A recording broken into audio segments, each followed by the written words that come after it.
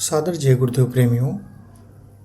बड़े ही भाग्यशाली वे लोग हैं जिन्हें इस धरती पर सत्संग के अनमोल वचन सुनने का अवसर मिलता है। अक्सर हम दुनिया की इस भाग दौड़ में सुख और शांति खोजते फिरते हैं, लेकिन क्या कभी सोचा है कि असली शांति कहाँ छिपी है?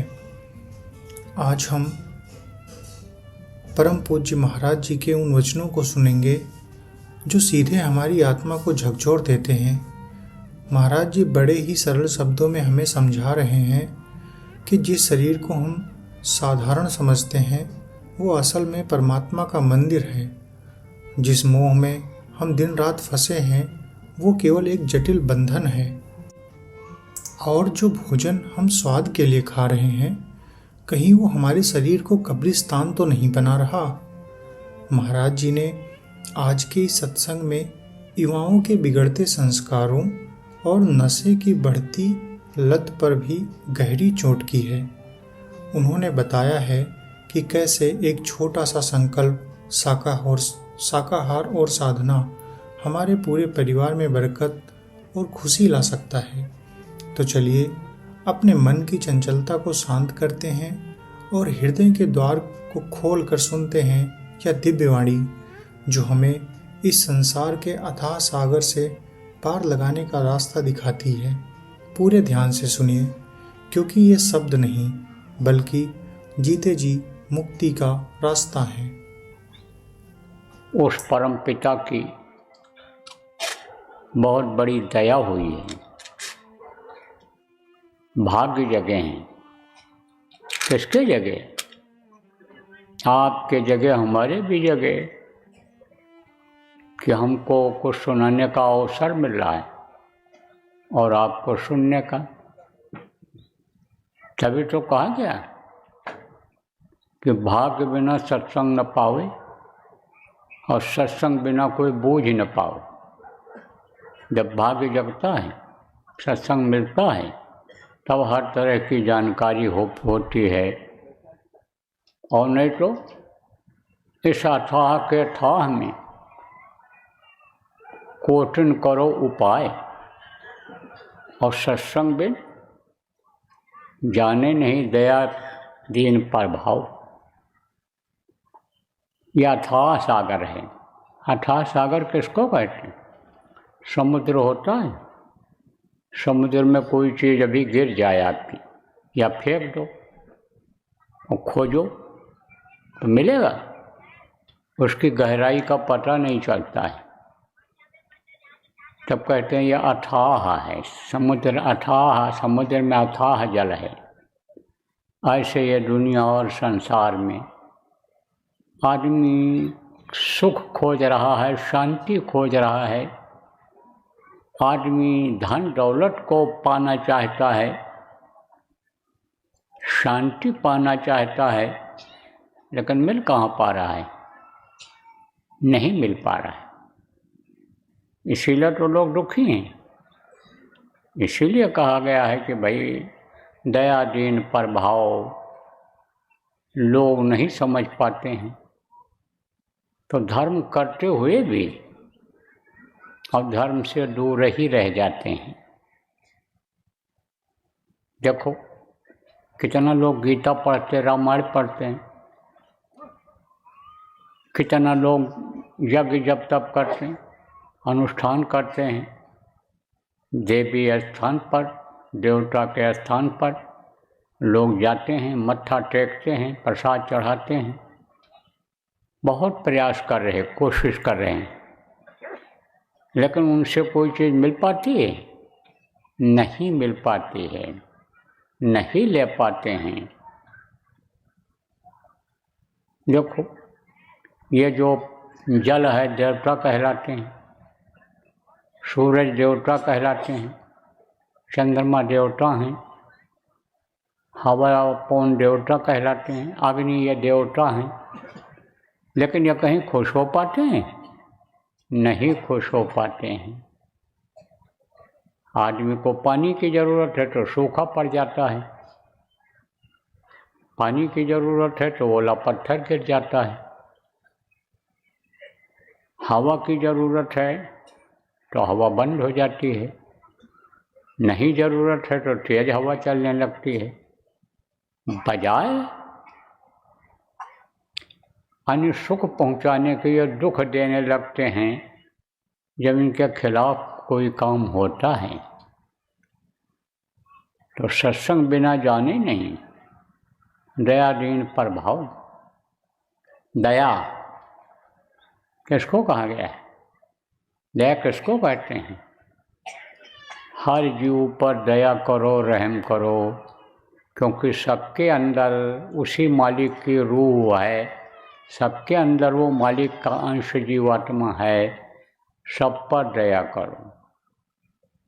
लेकिन दया को कहा गया कि दया धर्म का मूल है, पाप मूल अभिमान। और स्वामी दया न छोड़िए जहाँ जब तक घट में प्राण। तो दया को मूल धर्म कहा गया है। मूल धर्म से ही लोग जब अलग हो जाएंगे, जीव को जब उस प्रभु के सताएंगे तब प्रभु खुश होगा? नहीं खुश होगा, वो सजा दे देगा। इसीलिए कहा जाता है भाई, हिंसा हत्या मत करो, जानवरों को मत काटो मारो। अब तो आजकल लोग देखो मार करके और पका करके खा जाते हैं, पेट को कब्रिस्तान बना दे रहे हैं। कब्रिस्तान किसको कहते हैं? जहाँ मुर्दे जलाए जाते हैं। मुर्दा किसको कहते हैं?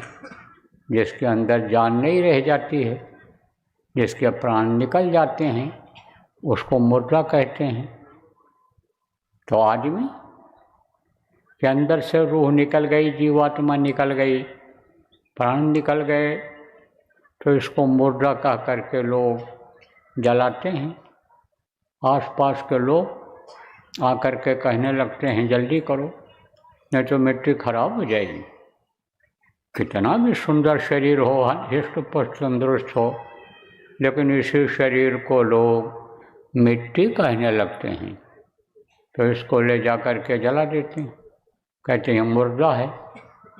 और यही जीवात्मा परमात्मा की अंश जिसको कहा गया ईश्वर अंश जीव अविनाशी, मुर्गा में भी, बकरा में भी, भैंसा में भी, गाय में भी, बैल में भी यही जीवात्मा है। तो जब उसको काट दिया, निकल गई जीवात्मा, तो मुर्दा हुआ कि नहीं हुआ? तो मुर्दा को जहाँ जलाओगे, पेट में आग होती है, अग्नि होती है जो भोजन को जलाती है, भोजन को खोलती है, गलाती है जिसको कहते हो। वही भोजन जो आप खाओ, चाहे चावल खाओ, चाहे साग सब्जी खाओ, दाल खाओ, या आप घी तेल खाओ, जो खाओगे उसको वो आग पकाएगी। मांस खाओगे, मछली खाओगे, अंडा खाओगे, तो उसको वही अग्नि पचाती है, वही जो है वो उसको घोलती है, और नहीं तो पेट में ऐसे पड़ा रहता है। बुढ़ापे में अग्नि कमज़ोर हो जाती है तो भूख खत्म हो जाती है, पेट में पड़ा रहता है, डकार आने लगती है, गैस बनने लग जाता है, तो अग्नि कमज़ोर हो जाती है। अग्नि ही जलाती है, आग ही जलाती है पेट में। तो मुर्दा खाओगे, यानी समझो कि या करा बकरा ये सब जो खाते हैं तो वो यानी समझो जलता है अंदर। तो जहाँ मुर्दा जलाया जाता है उसको क्या कहते हैं? कब्रिस्तान। पेट को कब्रिस्तान बना दिया। इसको समझ नहीं पा रहे हैं लोग। आज प्रेमियों, आपको समझने की ज़रूरत है। यह मनुष्य शरीर को मानव मंदिर कहा गया है। जितने भी महात्मा जानकार आए, इस मनुष्य शरीर को मंदिर बताया है। मुसलमान फ़कीर जो हुए हैं, जो जानकार हुए हैं, उन लोगों ने इसको जिस्मानी मस्जिद बताया है। स्पिरिचुअल मास्टर जिसको कहा गया, उन्होंने कहा कि लिविंग ऑफ गॉड, यह भगवान के रहने की जगह है।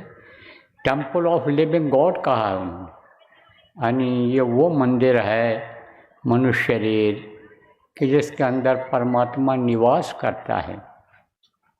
आप तो पहली बार आए हो। आपको बहुत से लोगों को ये नहीं मालूम होगा कि परमात्मा इसके अंदर निवास करता है, क्योंकि आपका संस्कार उस तरह का नहीं बना। आपको संत मंत का सत्संग नहीं मिला, जानकार का सत्संग नहीं मिला, तो आपका संस्कार उसी तरह का है कि किसी ने कह दिया भगवान मंदिर में मिलेंगे। मुसलमान जहाँ रहते हैं उनके अगर पंडित मुल्ला पुजारी ने कह दिया, पंडित ने कह दिया आपको कि भगवान तो मंदिर में मिलते हैं, तो आप मंदिर में खोजोगे, मस्जिद में खोजोगे। लेकिन मस्जिद में जो जानकार हुए हैं मस्जिद की असली मस्जिद कहाँ है, उन्होंने कहा है कि अल्लाह अल्लाह का मज़ा मुर्शिद के महखाने में है और दोनों आलम की हकीकत एक पैमाने में है। ना खुदा मंदिर में देखा, ना खुदा मस्जिद में है।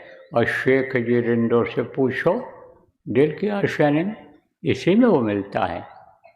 तभी तो कहा है कबीर साहब ने, यही घट भीतर सात समुंदर, यही मलमल नहाओ मन मोरा विदेश व न जाओ, घर ही है क्या करी। मीराबाई का नाम बच्चियों सुनी होगी, आप लोग भी जो पढ़े लिखे लोग हो मीराबाई का नाम सुने होगे। मारवाड़ की रानी थी, मिल गए उसको, कौन मिले, हरदास जैसे गुरु मिल गए। अब यही इल्म दे दिया जो हमको आपको मिला अपने गुरु से। प्रेमियों, जो नामदानी हो गुरु महाराज के, हमारे बाद के हो, आप समझो कि जब मिले, ऐसे गुरु मिल गए, गुरु महाराज जैसे गुरु मिल गए, रैदास मिल गए उनको, तो अंदर में ही उसने प्रभु का दर्शन किया। और जब दर्शन किया या घट के अंदर में, तब उन्होंने कहा मीरा ने कि घट घट मेरा साइयाँ, सोनी सेज न कोय, बलिहारी व घट का, जा घट प्रगट होए। उन्होंने कहा सब के अंदर मालिक निवास करता है, प्रभु निवास करता है। अब गांव के लोग आप समझो, सीधे साधे लोग जो बैठे हो, इस बात को समझो कि यह दुनिया किसने बनाया है। तो पढ़े लिखे लोग तो बता देंगे कि भगवान ने बनाया है, दुनिया का बनाने वाला प्रभु है, भगवान है। अब अगर दुनिया बनाने वाला मिल जाए आपको, तो कोई चीज़ की कमी रह जाएगी? नहीं रह जाएगी, कोई कमी नहीं रह जाएगी। फिर तो जो इच्छा कीन्ही मन माही, और हरि प्रताप का दुर्लभ नहीं। जिस चीज़ की इच्छा करोगे वो चीज़ आपके लिए हाजिर हो जाएगी। तो क्यों ना वही एक काम कर लिया जाए कि प्रभु का दर्शन अंदर में होने लग जाए, उनकी आवाज़ सुनाई पड़ने लग जाए। क्यों ना एक काम ये किया जाए, जब ये मंदिर है, मानो मंदिर है और लोगों ने कहा है कि भगवान इसी में मिलता है, ना खुदा मंदिर में देखा, ना खुदा कहा ना उसने, कहीं नहीं देखा। खोजे रहे, खोजते रहे, लेकिन और उलझते चले गए। किसी ने कहा चले जाओ अयोध्या में भगवान मिलेंगे। अयोध्या गए तो अयोध्या वालों ने कहा भगवान तो वहाँ काशी में मिलेंगे, आप वहाँ चले जाओ, यहाँ कहाँ भगवान मिलेंगे। अब वहाँ चले गए। फिर जब वहाँ चले गए तब किसी ने कहा द्वारिका धाम जाओ, वहाँ मिलेंगे। द्वारिका धाम जब पहुँचे तो किसी ने कह दिया बद्रिका आश्रम चले जाओ, वहाँ मिलेंगे तुम। अब वहाँ चले गए। बस ऐसे भटकते रहे।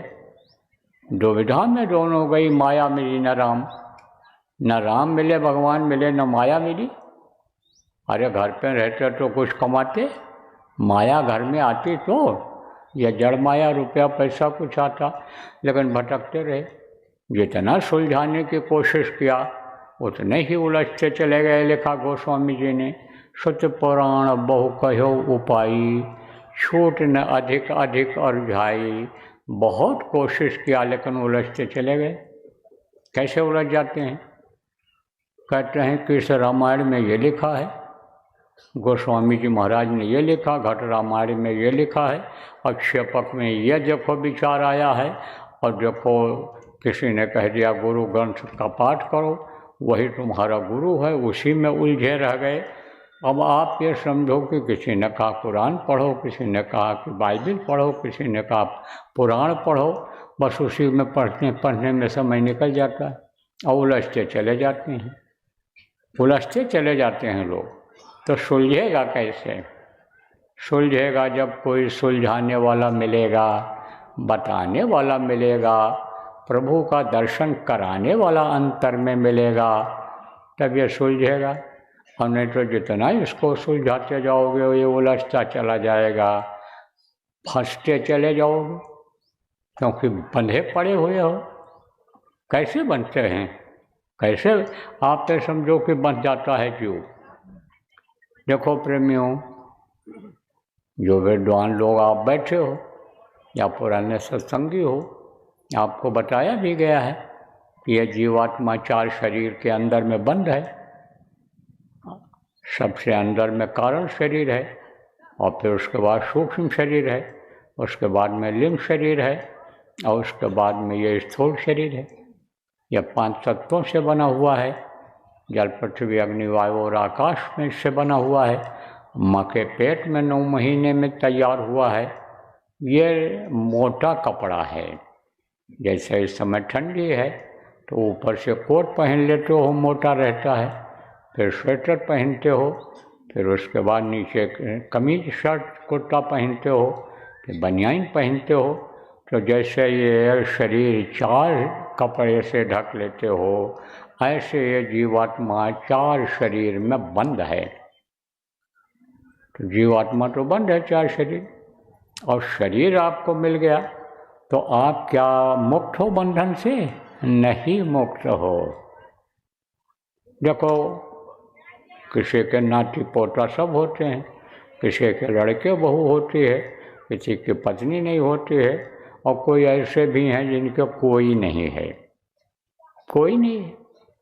आप फिर समझो कि बाप यानी पिता माता सब चले गए दुनिया से। आप समझो शादी ब्याह किया नहीं तो बच्चे कहाँ से पैदा होंगे? लेकिन वो भी बंधे हुए हैं। मैं तो अपने को ही कहता हूँ कि मेरे पिताजी, माताजी, भाई आने समझो कि अधिकांश लोग परिवार के इस दुनिया संसार से चले गए। शादी ब्याह किया नहीं तो बच्चे कहाँ से होंगे?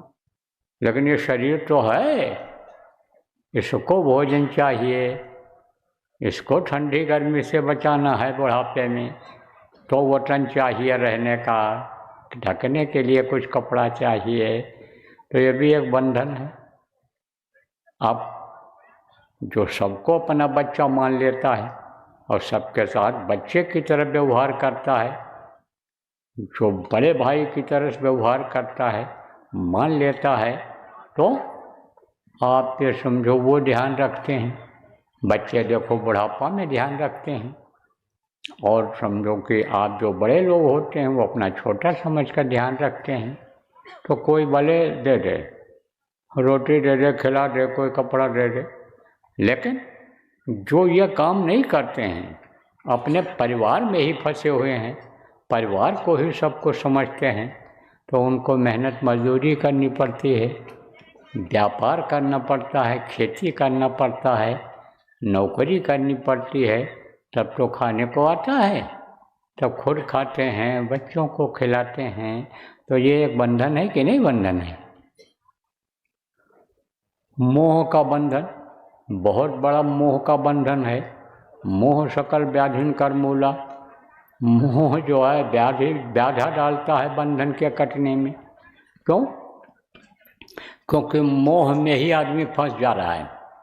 चाहे जिस चीज़ का मोह हो, चाहे धन का मोह हो, चाहे मकान का मोह हो, चाहे गाड़ी घोड़ा का मोह हो, चाहे बीवी का मोह हो, चाहे बच्चे का मोह हो, किसी का भी मोह में आदमी निकल नहीं पाता, वो भी एक बंधन हो गया, उसमें भी फंसा हुआ है। तो अब आप ये समझो कि किसका मोह? शादी किया उसका मोह, बच्चे पैदा हुए उसका मोह, नाती पोता हो गए उसका मोह, आप पे समझो धन दौलत हो गई उसका मोह, उसी में फंसा रहता है। तो वो बंधन कहा ना, पहला बंधन पड़ा देह का, दूसर त्रिया जान, तीसर बंधन पुत्र विचारो, चौथा नाटी मान, और नाटी के कौन नाटी होवे वाको कौन ठिकान, धन संपत्ति और हाथ हवेली, यह बंधन क्या करूं बखान, चौलड़ पचलड़ सतड़ सड़ी, बांध दिया तो है बहुविदितान, और मरे बिना तुम छूटो नहीं, जीते जय दर्शनों ने कहा, जब तक ये शरीर नहीं छूटेगा, उम्र जब तक नहीं पूरी होगी, तब तक आप इस पर ध्यान नहीं दे रहे हो, और इससे छूटोगे कब, जब शरीर पूरा हो जाएगा, समय पूरा हो जाएगा। इस मृतलोक में आने का समय सबका पूरा हुआ है, आपका भी जब पूरा होगा तभी यह बंधन छूटेगा। लेकिन अगर सत्संग मिल जाए और बंदी छोर मिल जाए तो बंधन से मुक्त करा देते हैं। बंदी छोर किसको कहते हैं? जिनको गुरु कहा गया है। गुरु माने क्या होता है? रू है नाम प्रकाश का, गु कहिए अंधकार, और ताको करे विनाश जो, सोई गुरु करतार। आप देखो, आँख खोल करके देख रहे हो, दिखाई पड़ रहा है क्योंकि उजाला है, लेकिन कुछ समय के बाद अभी अंधेरा हो जाएगा रात को, तब नहीं देख पाओगे। लेकिन इस समय उजाले में भी, या रात को लाइट जब जलती है उजाला रहता है, उस समय भी अगर आप आँख को बंद कर लोगे तो उजाला दिखेगा? नहीं दिखेगा, अंधेरा दिखेगा उस समय। तो अंधेरे में भी उजाला प्रकट कर दें, अंधेरे में ही उजाला प्रकट कर रहे हैं, वो होते हैं गुरु। ऐसे गुरु के बारे में ही कहा है, गुरु घर में घर दिखलावें, गुरु घट में घर दिखलावें, धुन शब्द 5 बतलावें। नानक साहब ने कहा इस बात को। महात्मा हुए हैं, आप समझो कि संत हुए हैं, धरती के दूसरे संत थे, कबीर साहब के शिष्य रहे हैं वो। कबीर साहब के बाद वही हुए हैं, संत मत का बहुत प्रचार किया, विस्तार किया उन्होंने। तो आप ये समझो प्रेमियों कि जो अंदर में उजाला ला दे वो गुरु होता है, वही बंदी छोर होता है। एक महात्मा जी थे, तो उपदेश करते थे, सत्संग सुनाते रहते थे। तो बातों को फैलाने के लिए प्रचार की ज़रूरत होती है। तो प्रचार कौन लोग करते हैं? जो उनके प्रेमी होते हैं, भगत होते हैं, मुरीद होते हैं, शिष्य होते हैं, वो लोग प्रचार करते हैं। तो काफी को सुनाया बताया और कहा भाई जाओ अब इस मत का प्रचार करो तुम लोग। तो तैयारी करने लग गए सब लोग। एक गांव का सीधा साधा आदमी था, वो भी नामदान दिया हुआ था वो गुरु महाराज से। और जब गुरु महाराज ने कहा जाओ प्रचार करो, भजन करते रहना, अब फिर बीच बीच में आते रहना, अब यहाँ मत रहो, बाल बच्चे हैं, खेती है, गृहस्थी है, नौकरी है, व्यापार है, देख लो। तब उस आदमी ने कहा, गांव का सीधा साधा, जैसे आप बहुत से लोग बैठे हो, दिन में कमाते हो, शाम को खाते हो, और भगवान का नाम लेना किसी ने जो बता दिया वही नाम लेकर सो जाते हो, ऐसे वो भी था। तो उसने कहा महाराज हम भी प्रचार करना चाहते हैं, लेकिन हमारे समझ में नहीं आ रहा कि हम प्रचार कैसे करें, क्या करें, क्या कहें, क्या न कहें, क्योंकि हम तो पढ़े लिखे हैं नहीं, हम तो गांव के आदमी हैं, कमाने खाने वाले हैं। लेकिन आपकी बातें बहुत अच्छी लगी, धर्म की बेल बढ़ाना जरूरी है। धर्म जो चला जा रहा है धरती से, सत्य अहिंसा परोपकार सेवा रूपी धर्म जो आप बताते हो, ये चला जा रहा है, तो धर्म की स्थापना तो जरूरी है। तो महाराज हम क्या प्रचार करें? तब गुरु ने कहा कि तुम जाओ और तुम यही कहना लोगों के दरवाजे के सामने जा कर के कि गुरु बंदी छोर, गुरु बंदी छोर, गुरु बंदी छोर, गुरु बंधन से मुक्त कराते हैं, गुरु बंदी छोर होते हैं। तो तुम जाओ यही प्रचार करो। तो गया वो, अब यही बात का है। तो एक दरवाजे पर जब पहुंचा तो देखा वहाँ पर एक तोता लटका हुआ है। बहुत से लोग तोता पाल करके रखते हैं, दरवाजे के सामने लटका देते हैं और उसको पढ़ा देते हैं तोते को। जब किसी को आता जब देखता है वो, तब जैसा उसको तोते को पढ़ाते हैं वही चीज़ बोलता है। तो उसको भी पता चल जाता है कि भाई यहाँ कोई हमारा रखवाला भी है, देख रेख वाला भी है। घर वालों को भी पता चल जाता है कि तोता बोला है तो कोई आ रहा है, कोई है। तो तोता पाल के रखें। तोता देखता है अजनबी आदमी को तो बोलता है। हिरन को पाल के रखते हैं लोग, कुत्ता को पाल के रखते हैं लोग, या अजनबी आदमी को जिसको न जानता हो न देखा हो उसको देख करके भूखता है।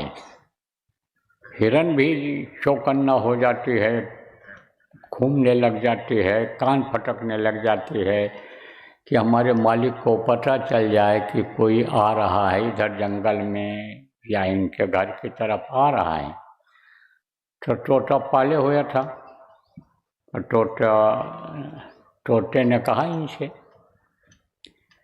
कहा गुरु बंदी छोर तुम कह रहे हो, तो भाई तेरे गुरु मेरे इस बंधन से मुक्ति कब दिलाएंगे और मेरी मुक्ति कैसे होगी? मैं तो पिंजरे के अंदर बंद हो गया, मैं तो पेड़ों पर घूमने वाला, मैं तो ताज़ा ताज़ा बढ़िया फल पेड़ों पर खाने वाला, और यहाँ पर मुझे जो ये दे देते हैं, चाहे सड़ा हो चाहे गला हो, चाहे सूखा हो चाहे रसदार हो, जो भी दे देते हैं उसको मैं खाता हूँ जिंदा यहाँ, यही मेरा टट्टी पेशाब होता है। तो मैं इस बंधन से कैसे मुक्त हो पाऊँगा? तब उन्होंने कहा, किसने कहा? शिष्य ने, कि भाई ये हमको तो नहीं मालूम है। तब उसने कहा कि तुमको नहीं मालूम है तो तुम जाओ और अपने गुरु से पूछ करके आना कि मैं बंधन से मुक्त कैसे हो पाऊँगा, मुझे कैसे छुटकारा मिलेगा। तब शिष्य ने कहा ठीक है, हम पूछ करके आएंगे तब आपको बता देंगे। अब जब वो पहुंचा वहाँ आश्रम पर, गुरुजी बैठे हुए थे, पैर छुआ गुरुजी का, प्रणाम किया और सबसे पहले सवाल यही कर दिया गुरुजी से कि तोता कह रहा था कि मैं बंधन से कैसे मुक्त हो पाऊँगा। सुनते ही गुरुजी ऐसे गिर गए, बेहोश हो गए। अब सब लोग दौड़े, गुरुजी बेहोश हो गए, गुरुजी बेहोश हो गए। कोई पंखा करने लग गया, कोई पानी लाकर मुँह धोने लग गया, चर्चा होने लग गई, क्या हो गया क्या हो गया। एक आदमी सेवक वहीं खड़ा था गुरुजी का, उसने सुना था इसके बात को, उसी ने कहा, इसी ने कुछ कहा है कि जिससे सुनते ही गुरुजी बेहोश हो गए। अब बोले तो कोई कुछ नहीं इसको, लेकिन सब ऐसे कातर दृष्टि से देखने लगे। कातर दृष्टि किसको कहते हैं? जैसे बकरा कसाई को देखता है कि देखो ये हमारे सामने ही बकरों का काट रहा है और हमको भी बांधे हुए बकरों को काट दिया इसने, हमको भी काट देगा। तो वो उसको देखता है, ऐसे देख रहे थे लोग। आधा घंटा के बाद गुरुजी उठे, बातचीत करने लग गए, हंसने बोलने लग गए, अपने दैनिक क्रिया में लग गए। भोजन भी किया गुरुजी ने, सामान्य जैसे पहले थे वैसे हो गए। लेकिन ये तो डर गया कि रात को कोई बोला नहीं तो सुबह न हमारे ऊपर हमला करें, तो सुबह सुबह फिर चला गया गुरु बंदी छोड़, गुरु बंदी छोड़, यही बोलने लगा। जब उस दरवाजे पर पहुंचा जहाँ तोता लटका हुआ था, तब तोते ने कहा, भाई तुम पूछे अपने गुरुजी से। और इसने कहा, तुम तो हमको मरवा रहे थे, ऐसा सवाल तुमने हमसे किया कि जिसको जाकर के हम गुरुजी को जब बताए तो गुरुजी बेहोश हो गए और काफ़ी देर तक बेहोश रहे, फिर होश में आए। इतना सुनते ही तोता भी ऐसे गिरा और बेहोश हो गया। अब तो ये चल पड़ा वहाँ से कि भाई लगता है कि आंधी आफत जब आती है तब चारों तरफ से आती है। जैसे कहा गया है कि गरीबी में आटा गीला हो जाता है, मुंह के सामने से रोटी निचली जाती है, ऐसे ही लगता है अब तो हमारे दिन खराब आ गए और रात को जान बची। और अगर ये घर वाले मेरी बात को सुने होंगे तो कहेंगे मेरा तोता को मार दिया। अब वो औरत कुछ लेकर आ रही थी सुबह सुबह। धार्मिक भावना होती है ना लोगों में, गाँव में होती है, शहरों में कोई पानी नहीं पूछता है। और गांव में जाओ तो आओ बैठो पियो पानी, प्यासा है कोई पानी पिलाते हैं, भोजन के समय पहुंच जाए खिलाते हैं, नहीं तो रोटी पानी पूछते हैं। धार्मिक भावना अब भी गांव में है, इसीलिए तो गांव को जगाया जा रहा है, प्रेमियों कहा जा रहा है कि गांव में जाओ, आप प्रचार करो, लोगों को बताओ समझाओ कि कहीं तुम्हारे जीवन का यह समय खत्म ना हो जाए, क्योंकि गिन करके सांसों की पूंजी मिली है और ये सांसों की पूंजी जब खत्म हो जाएगी तो ये शरीर धड़ाम से गिरेगा।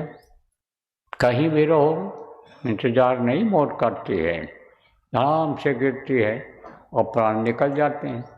हाथ पैर का हिलना बंद, आँख से देखना बंद, मुँह से बोलना बंद, सब बंद हो जाता है।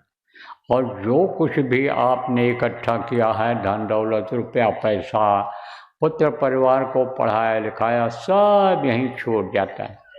तो भी आपने प्रार्थना किया, क्या लेकर तू आया जग में, क्या लेकर तू जाएगा, सोच समझ ले रे मन मूर्ख, आखिर में पछताएगा। कुछ न लेकर आए हो और न कुछ लेकर जा पाओगे, सब यहीं छूट जाएगा। तो इसीलिए तो कहा जाता है कि गांव में जाओ, लोगों को बताओ समझाओ लोगों को, तो गांव में धर्म होता है।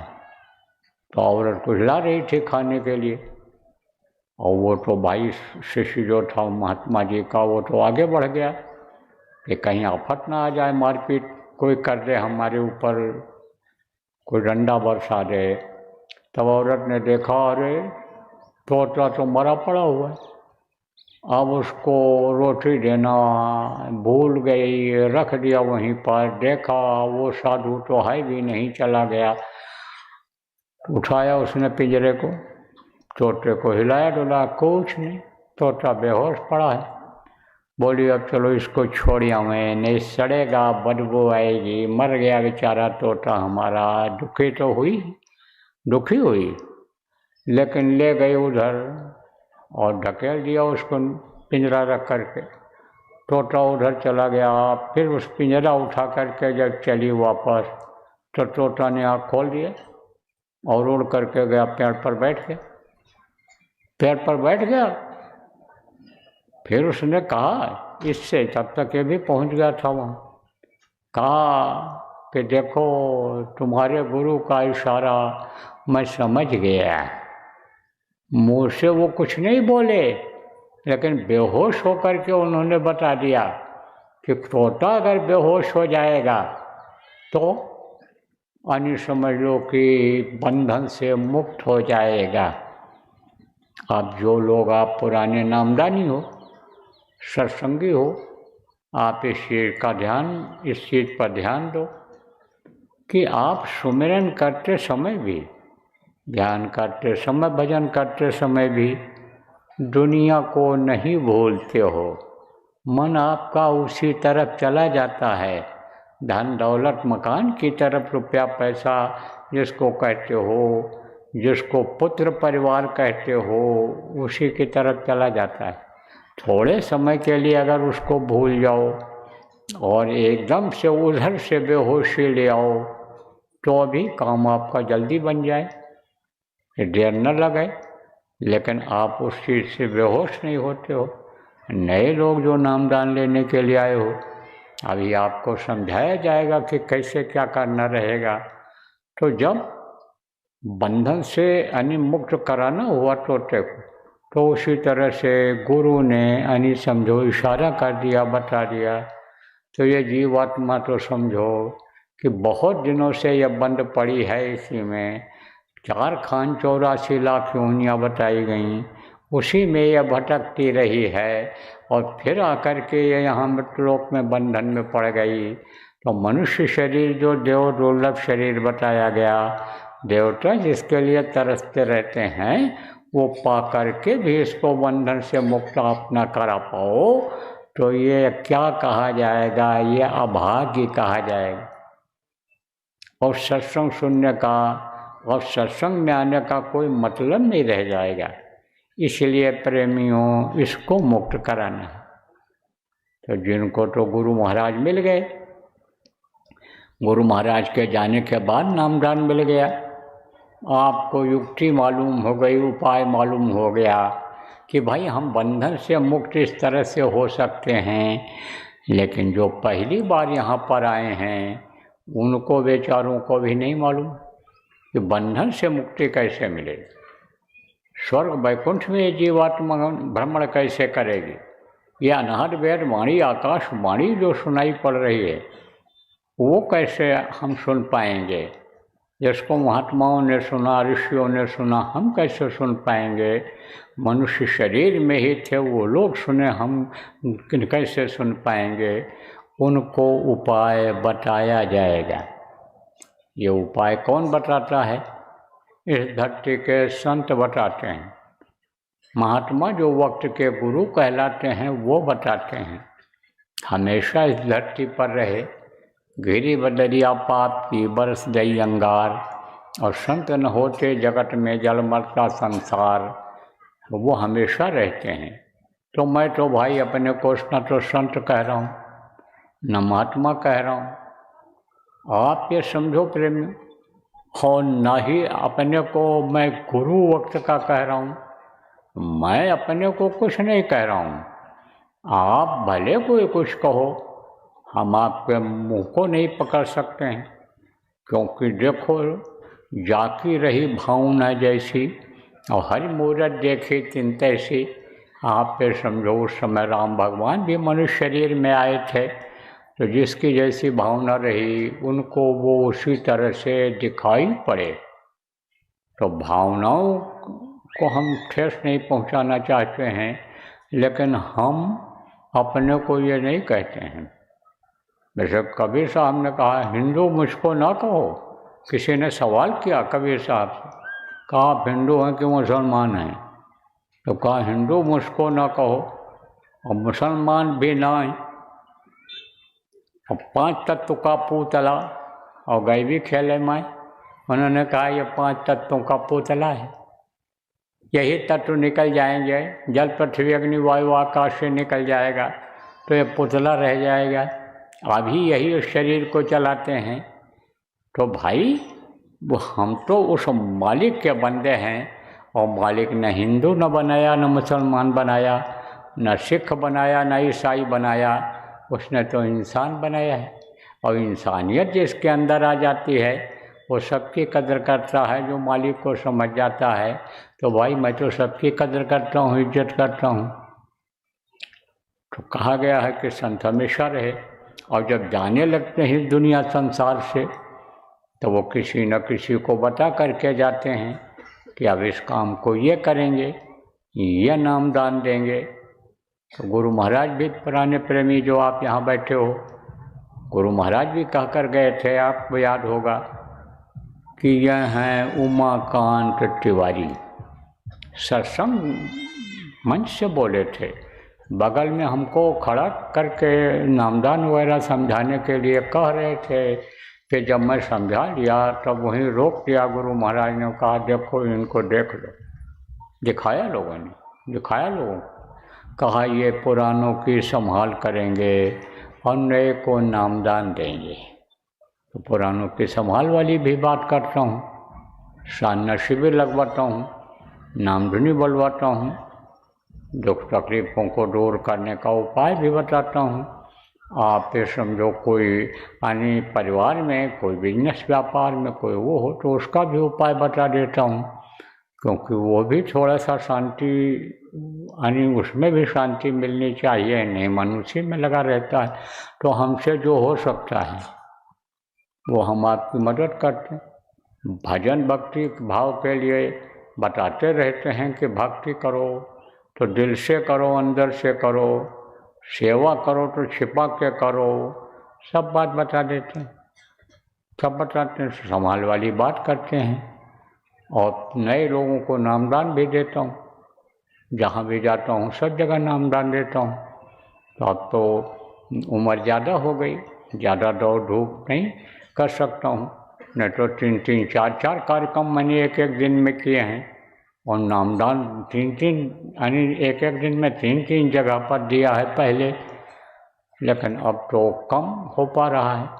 लेकिन अब आप ये समझो कि जैसे यहाँ काफ़ी लोग आ गए, छोटा कार्यक्रम आपके गांव में होता, कम लोग आते, यहाँ काफ़ी लोगों को नामदान मिल जाएगा। तो नामदान सब जगह देता हूँ, देश के कोने कोने में गया, नामदान दे करके आया। कुछ ही प्रांत से छोटे होंगे कि हमारा तो ख्याल है कोई नहीं छोटा है, एक आध भले छोटा हो, नहीं सब जगह नामदान दिया हूँ। गया हूँ विदेशों में गया, 15 देशों में नामदान दे करके आया। क्यों? क्योंकि गुरु भक्ति करनी है। गुरु भक्ति किसको कहते हैं? गुरु के आदेश के पालन को गुरु भक्ति कहते हैं। तो गुरु भक्ति तो करनी है, तो आदेश का पालन करता हूँ। आज भी जो नए लोग आए हो आपको नामदान दूंगा। तब आप नए लोग जो आए हो समझो, पढ़े लिखे लोग आए हो आप समझो। देखो प्रेमियों, पहले एक ही धर्म था, मानव धर्म था, और आज जो 5 नाम आपको बताऊंगा यही 5 नाम था भगवान का, प्रभु का यही नाम था। लेकिन अब बहुत से नाम हो गए, लेकिन वो नाम कैसे हुए? समय समय पर महापुरुष इस धरती पर आए। यदा यदा हि धर्मस्य ग्लानिर्भवति भारत अभ्युत्थानम् अधर्मस्य तदात्मानं प्रजामहं, लिखा हुआ मिलता है कि वो आता है जब जब धर्म की हानि होती है, तब वो आता है। जब जब हुए धर्म की हानि, बाढ़ अथुरा धर्म विमानी, गोस्वामी जी महाराज ने भी लिखा, श्रीमद् भागवत में भी लिखा है कि अथ असो युग संध्याम दस्सु प्रायसु राजा तदा नाम्ने कलि के जगतपति।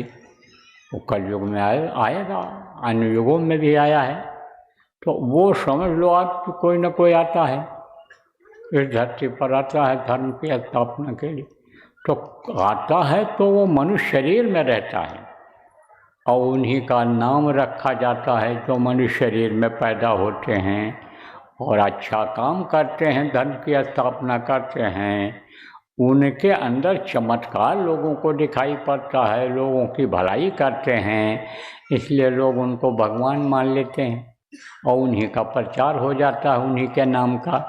जब उन्हीं के नाम का प्रचार हो जाता है तो लोग उसी नाम को रटने लगते हैं, याद करने लग जाते हैं। तो ये जो मुँह से लेने वाला नाम है, ये देहधारियों का है। देहधारी किसको कहते हैं? कि जो आप समझो कि शरीर का नाम होता है, क्या शरीर होता है, शरीर का नाम होता है। और अच्छा काम जो करते हैं, भलाई का काम करते हैं, लोग भगवान मान लेते हैं और वही नाम का प्रचार हो जाता है। तो यह है मुँह से लेने वाला नाम। अब बहुत से नाम इस तरह के हो गए, केशव करोड़ नाम, लाख नाम कृष्ण के हो गए।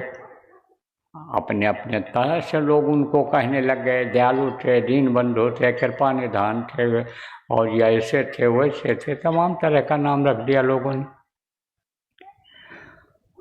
तो वो जो नाम शुरू में था, 5 नाम जो आज अभी आपको बताऊंगा, यह शुरू में था, पहले था। एक ही धर्म था मानव धर्म, सत्य अहिंसा परोपकार सेवा रूपी धर्म मानव धर्म एक ही धर्म था शुरू में। और अब इस समय बहुत धर्म है, बहुत नाम हो गया। आप ये समझो उस समय पर केवल एक भाषा थी, संस्कृत भाषा थी, अब बहुत भाषाएं हो गई। मत हो गए, पहले एक ही मत था संत मत, अब समझो मत हो गए बहुत, और मतांतर उसके बहुत हो गए, उसकी शाखाएं अन्य हो गई। तो कहा गया ना, कोटि नाम संसार में ताते मुक्ति न होए, और आदि नाम जो गुप्त जप बिरला समझे कोई। आदि नाम को अगर जपा जाए तो मुक्ति हो जाए। मुक्ति किसको कहते हैं? शमशान घाट पर क्या लिखा रहता है? मुक्ति धाम मोक्ष धाम। तो आदमी खत्म हो गया, उसको ले गए वहाँ जला दिया, बोले मुक्ति धाम में मुक्ति करा दिया।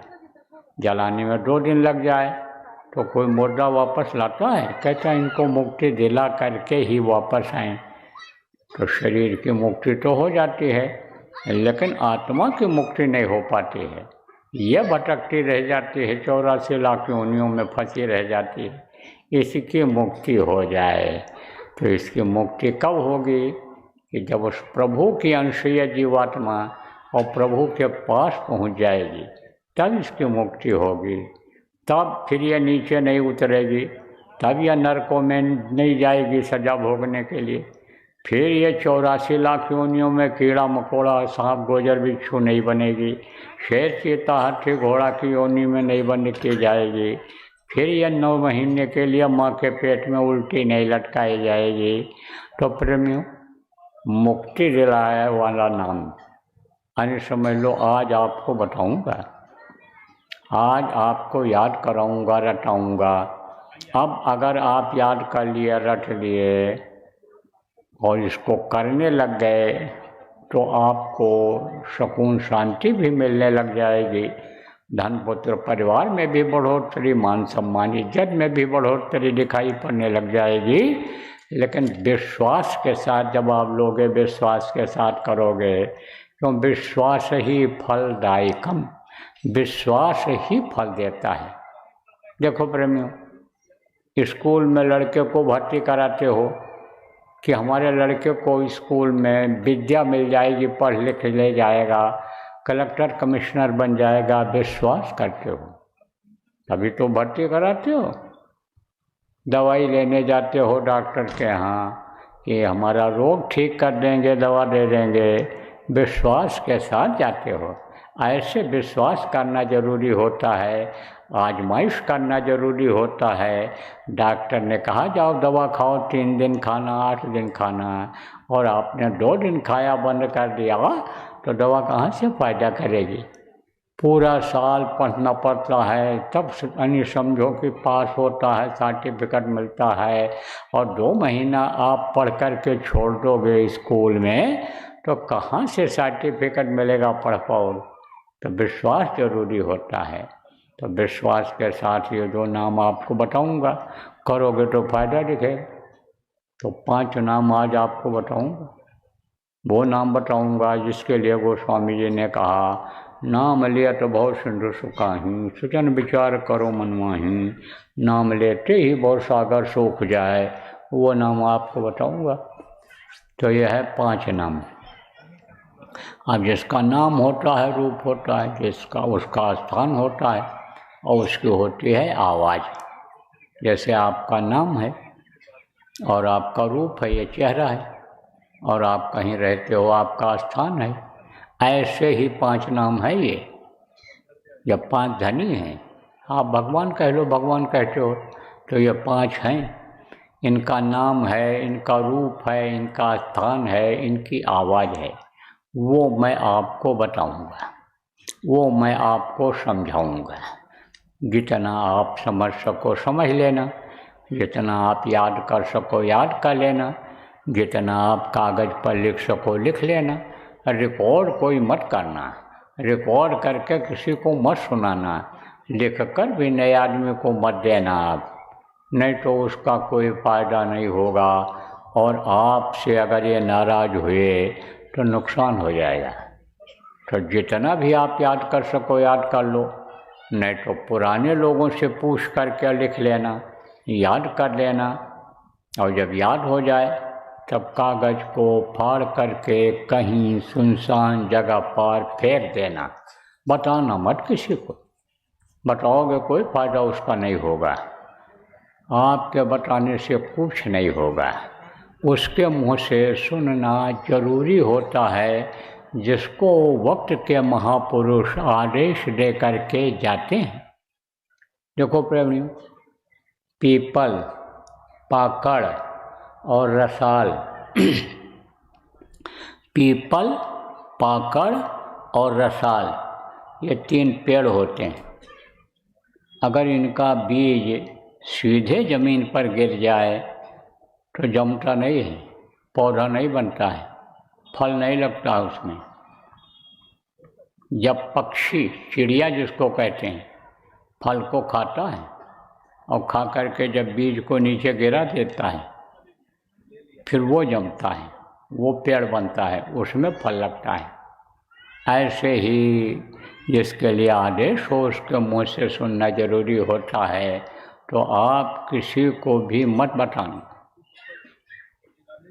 आप 3 चीज़ समझो। आप सुमिरन कहते हैं माला जपने को, और ध्यान कहते हैं आँख से देखने को, और भजन कहते हैं कान से सुनने को।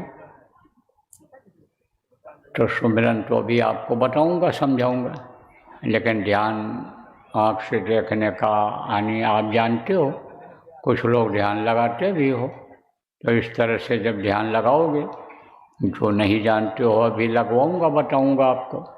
तो इस तरह से जब ध्यान लगाओगे, अंदर में देवी देवताओं का दर्शन करोगे, स्वर्ग वैकुंठ में घूमोगे, ऊपरी लोकों का ब्रह्म लोकों का आनंद लोगे, तब मस्त हो जाओगे, खुश हो जाओगे, और खुश हो करके दूसरों को बता दोगे, और जैसे बताओगे वैसे ही बंद हो जाएगा। इसलिए बताना मत किसी को, कुछ भी दिखाई पड़े।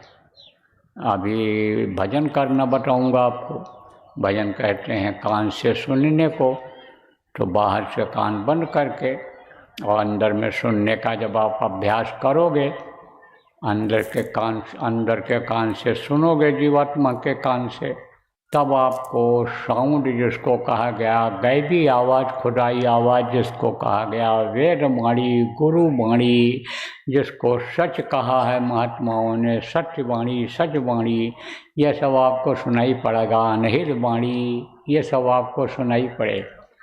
तो जब सुनोगे तो मस्ती आ जाएगी, और मस्ती आएगी तो उसको भी आप बताओगे दूसरों को कि इस तरह से बाजा बज रहा है, इस तरह से सब हो रहा है। तो जब बताओगे तो बंद हो जाएगी। तो जो मस्ती आ रही थी, आनंद आ रहा था, खुश हो रहे थे, वही दुख में बदल जाता है। जैसे मीरा को नहीं सुनाई दिखाई जब पड़ता था, तो गली गली में पागलों की तरह से घूमती थी और कहते थे रात दिन मुँह नींद न आवे, भावे अन्न न पानी। अन्न पानी कुछ नहीं भाता है, अच्छा ही नहीं लगता है, नींद नहीं आती है जल्दी। विरह में, विरह किसको कहते हैं? जिससे प्रेम हो जाए, जिससे दोस्ती हो जाए, उसको देखे बगैर चैन नहीं पड़ता है। अगर वो आँखों से दूर हो जाए तो बराबर उसी की याद आती रहती है।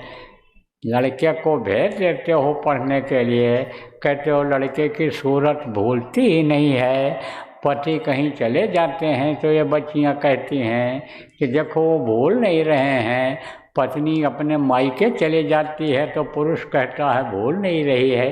ऐसे ही आप ये समझो कि विरह सताती है, याद सताती, तो आप बताना मत किसी को। बता दोगे तो बंद हो जाएगा, जो कुछ दिखाई सुनाई पड़ेगा। अब आप समझो 3 चीज़, 3 आँख, 3 कान और 3 नाक। तो कहोगे ये कैसे? नए लोग कहोगे ये कैसे? देखो प्रेमियों, दो आँखें ये बाहर हैं, जिससे बाहर की चीज़ें आप देखते हो, और एक आँख है जीवात्मा में। जीवात्मा कहाँ बैठी है? यहाँ से दिखाई पड़ती है, जब ध्यान लगाओगे तो दिखाई पड़ेगी। एक आँख उसमें है, उससे क्या दिखाई पड़ता है? स्वर्ग, वैकुंठ, देवलोक, सूर्यलोक, चंद्रलोक, ब्रह्मालोक, विष्णुलोक, शिवलोक, इनकी माँ का आद्या महाशक्ति का लोक, पिता काल भगवान का लोक, ब्रह्मलोक, पार ब्रह्मलोक, सतलोक, अलख लोक, अगम लोक, अनामी लोक, तो बहुत से लोक ऊपर में वो उससे दिखाई पड़ते हैं अंदर वाली आँख से। तो 3 आँख हो गई, 2 आँख ये बाहर और 1 आँख अंदर, 3 आँख, और 3 कान, 2 कान ये बाहर। इससे बाहर की आवाज़ सुनाई पड़ती है, और अंदर में जीवात्मा 1 कान है, तो जीवात्मा से ऊपरी लोगों की आवाज़ सुनाई पड़ती है। तो 3 कान, 3 आँख और 3 नाक। कहोगे भाई नाक कहाँ से 3 हो गई? नाक तो ये कहीं दिख रही है। नाक दिख नहीं रही, नाक के ऊपर ये जो जैसे नाले के ऊपर पुल बना दिया जाए तो नाला नहीं दिखता है, पुल दिखता है। ऐसे ही ये ढकने के लिए बना दिया उसने। किसको? ये जो गंदगी निकलने वाली जगह है, जिसको नहीं समझो सुराख कहते हो, नाक के नीचे का सुराख, यही नाक है, यही नाक है। कहते हैं ना कि तुम्हारा लड़का नालायक निकल गया, तो लड़के आजकल बहुत नालायक निकल रहे हैं, क्योंकि ध्यान नहीं रखते हो आप लोग। तमाम सत्संगियों के लड़के बिगड़ रहे हैं। कहाँ गया, क्या किया, क्या कर रहा है, पढ़ रहा है, नहीं पढ़ रहा है, स्कूल जा रहा है, नहीं जा रहा है, गलत बच्चों के साथ तो नहीं पढ़ गया। बच्चियों का भी ध्यान नहीं देते हो कि बच्चियाँ ही गलत, बच्चियाँ भी गलत होती हैं, और आप तो समझते हो कि ये लड़की ही है, लड़का नहीं है, इससे दोस्ती की होगी।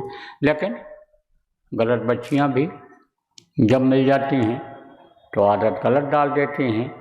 क्यों? क्योंकि साथ का असर होता है। संगत ही गुड़ होत है, संगत ही गुड़ जाए, और भांस भांस और मिश्री एक भाव दिखाए। और फिर समझो साथ का असर हो जाता है। जैसे रस्सी डाल दी जाती है मिश्री के अंदर, और वो भी मिश्री के भाव बिक जाती है।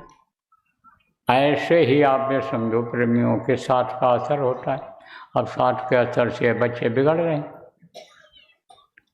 नशे की आदत इनके अंदर आती जा रही। नशेड़ी आदमी कुछ कर सकता है? कुछ नहीं कर सकता। न कमा सकता, न खा सकता, न खिला सकता, न अन्य समझो समाज और अपने संपत्ति की रखवाली कर सकता है, न परिवार के काम आ सकता है, न देश के काम आ सकता है। कुछ नहीं कर सकता नशेड़ी आदमी। जब नशे में रहेगा तब तो वो पड़ा रहेगा, और नशे की आदत जब पड़ जाती है जल्दी छूटती नहीं है। तो प्रेमियों, होशियार रहने की ज़रूरत होती है, होशियार रखने की ज़रूरत होती है प्रेमियों। जब आप पैदा किए हो, पढ़ाते लिखाते हो, तो नेक बनाओ, धार्मिक बनाओ, राम बनाओ, कृष्ण बनाओ, बाबा बनाओ। आप ये समझो उनको चंद्रशेखर, अशफाकुल्ला खान, राजेंद्र राठी जैसे वीर देशभक्त बनाओ, कि उनको डकैत बना दोगे, स्मगलर बना दोगे उनको। अब आपको ये सोचने की प्रेमियों ज़रूरत है। तो अब आप समझो प्रेमियों के साथ का असर होता है। तो आप ये समझो कि आप नाक के बारे में बता रहा था आपको। तो अगर लड़का नालायक निकल गया, तो किसी ने कहा तुम्हारा लड़का नालायक निकल गया, तो जैसे कोई पेड़ होता है, लगाओ आप, और शुरू में ही टेढ़ा हो गया और बड़ा हो गया, वो पेड़ मोटा हो गया, तब सीधा नहीं हो पाता जल्दी। तब तो देख देख के पश्चाताप होता रहता है कि अगर लकड़ी लगा करके बांध दिए होते इसको, पौधे को, तो ये सीधा हो गया हो। तो बहुत कोशिश करते हैं लोग और लड़के लड़कियां सुधरते नहीं हैं, मनमाना ही काम करते हैं, शादी ब्याह भी नहीं करते हैं, जो चाहते हैं वही कराना चाहते हैं आपसे, तो बिगड़ गए। तो कोई बिगड़ गया, मान लो लड़का, और किसी ने कहा कि लड़का तुम्हारा बिगड़ गया, क्या बताऊँ, नहीं मानता है। चलो भाई क्या मानेंगे, मान लिया कि नाक के अंदर की बाल निकल गई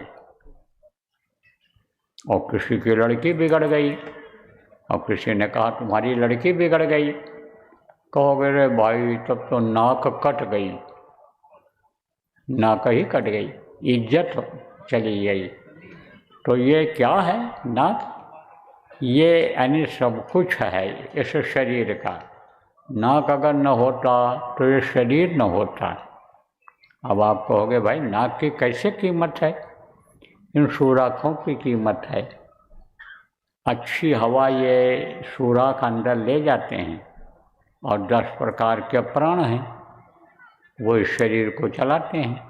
कैसे क्या क्या चीज़ें हैं इसके अंदर, आज सब बताने का समय नहीं है। कल 12 बजे दिन में जो सत्संग होगा कुछ बातें उसमें भी बताई जाएंगी। आज आप लोग जो शहर के लोग सुनने के लिए आए हो, कल अगर आप आओगे तो आपको और बहुत सी बातें मिल जाएंगी, ऐसी बातें मिल जाएंगी जो कभी सुना भी नहीं, जाना भी नहीं, किसी ने बताया भी नहीं। सुख शांति का रास्ता मिल जाएगा। आज भी बहुत कुछ बताऊंगा जिससे आपको सुख शांति मिलेगा, जिससे आपके अंदर आत्मधन आएगा, आत्मबल बढ़ेगा आपका। तो एक बार में एक नाक अच्छी हवा लेकर के अंदर देता है प्राणों को, जिससे यह शरीर चलते हैं, और उसी समय अंदर की गर्म हवा, गंदी हवा दूसरे नाक से निकलती है।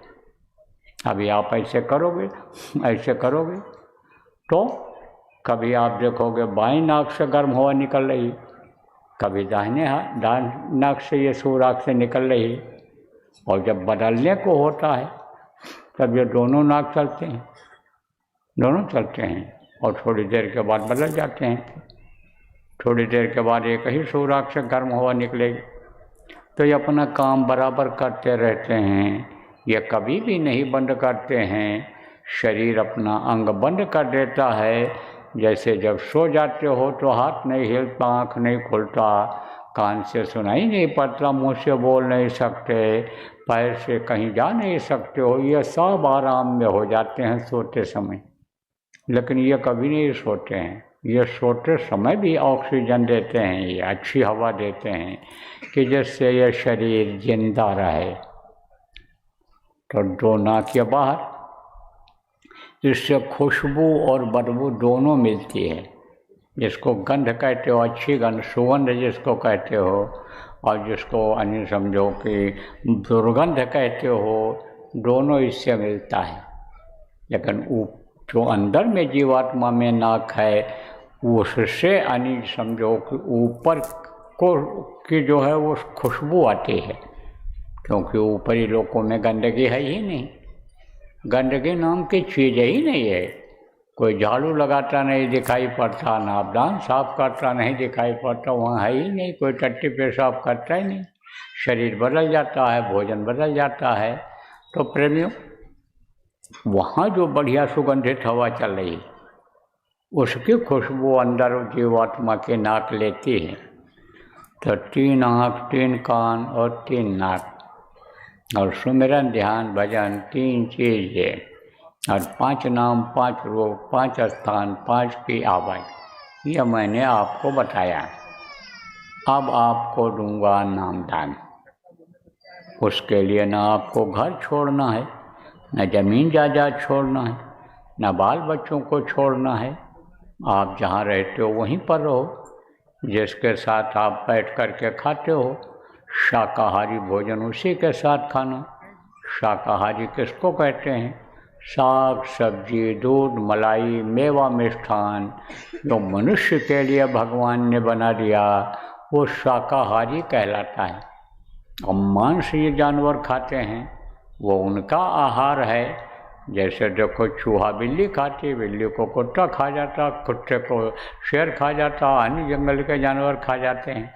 तो वो एक दूसरे का आहार बना दिया है, भोजन बना दिया है। तो ये उनका भोजन है, वो मांसाहारी भोजन है, उसको आप मत खाना, उसको आप छोड़ देना। हमारी अर्जी है आपसे, प्रार्थना है कि आप मांस मत खाना, चाहे पशु का हो, चाहे पक्षी का हो, जमीन पर चलने वाले जानवर का हो, आसमान में उड़ने वाले पक्षी का हो, या पानी में रहने वाली मछली, मगरमच्छ, कछुआ हो, उसको आप मत खाना। मछली मत खाना, मांस मत खाना, अंडा मत खाना। बहुत गंदी चीज़ है, लेकिन उसमें भी जान रहती है। देखो अंडा जब फूटता है तब क्या निकलता है? मुर्गी का बच्चा। तो वो भी पाप लगता है, हिंसा का पाप लगता है कि आपने एक ने जान मार दिया, आप उसको उबाल दिए, उसको तोड़ के खा गए, तो अब वो बच्चा नहीं पैदा होगा, मुर्गे का बच्चा नहीं पर निकलेगा, तो पाप लगता है। आप ये भी बता दें कि है क्या मुर्गी का अंडा? यह माताएं मासिक धर्म होती हैं, तो खराब खून इकट्ठा हो जाता है, उसका बच्चा बन जाता है।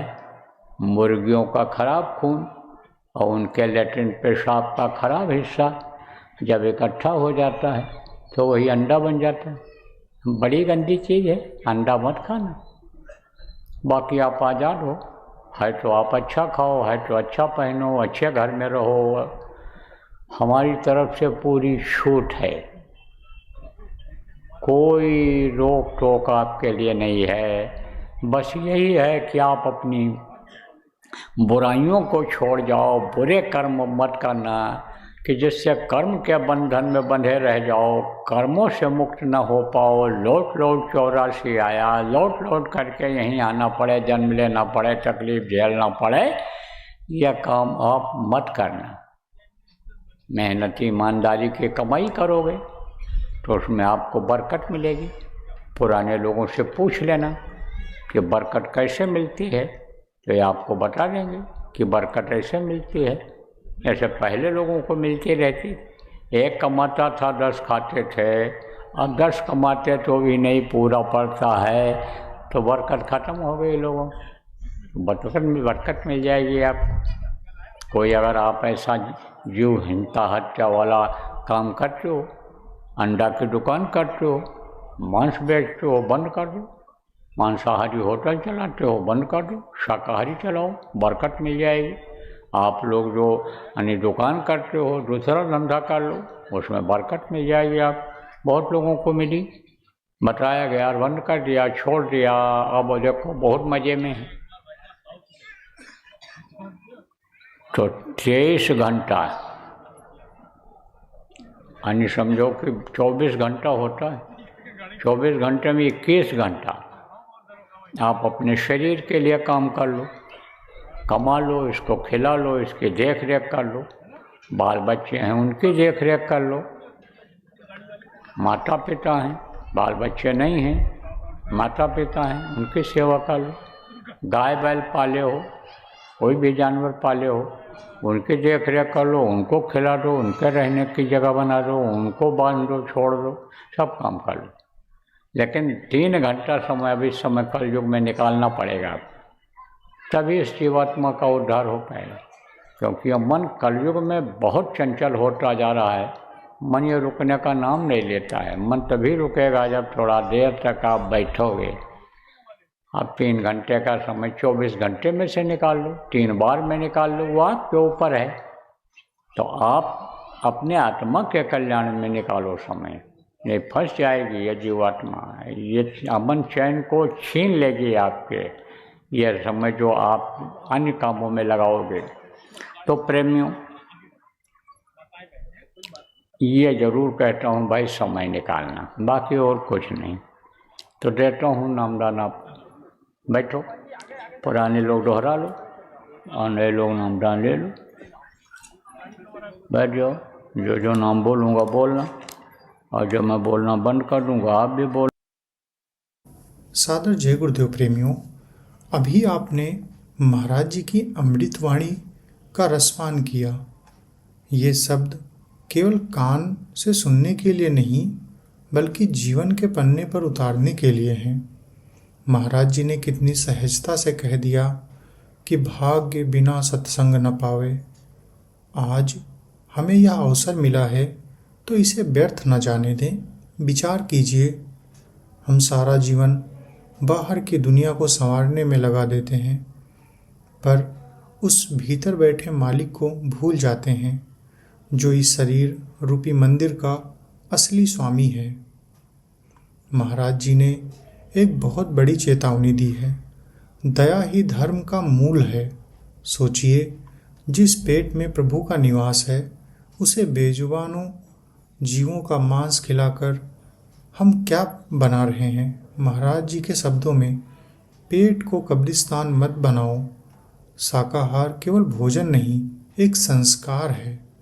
जब आप मांस, मछली और अंडा छोड़कर शुद्ध आहार अपनाते हैं तो आपके विचार शुद्ध होते हैं, मन शांत होता है और आपके घर में वह बरकत लौट आती है जिसे आप वर्षों से खोज रहे हैं।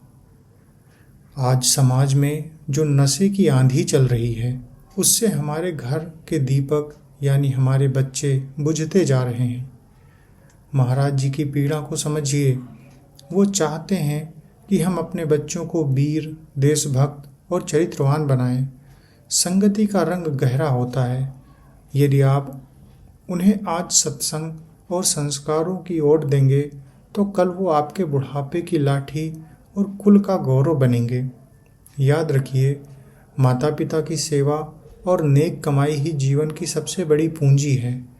महाराज जी ने हमें सुमिरन, ध्यान, भजन की ओर जो सरल युक्ति बताई, वो संसार के बंधनों को काटने की कैंची है। जैसे उस तोते ने गुरु का इशारा समझा और पिंजरे से मुक्त हो गया, वैसे ही हमें भी उस आदि नाम का सहारा लेना है। इसके लिए आपको अपना घर बार नहीं छोड़ना, बस अपनी जिम्मेदारियां निभाते हुए उस मालिक को याद करना है। 24 घंटे में कुछ समय अपनी आत्मा के लिए निकालिए, ताकि ये सांसों की पूंजी खत्म हो तो पछताना न पड़े। आशा है आज का यह सत्संग आपके जीवन में एक नई रोशनी लेकर आएगा। इस संदेश को अपने तक न रखें, इसे औरों तक भी पहुंचाएं। नेक बने, शाकाहारी बने और मानवता की सेवा करें। इन्हीं विचारों के साथ अपनी वाणी को विराम देता हूँ। प्रेम से बोलिए, जय गुरुदेव।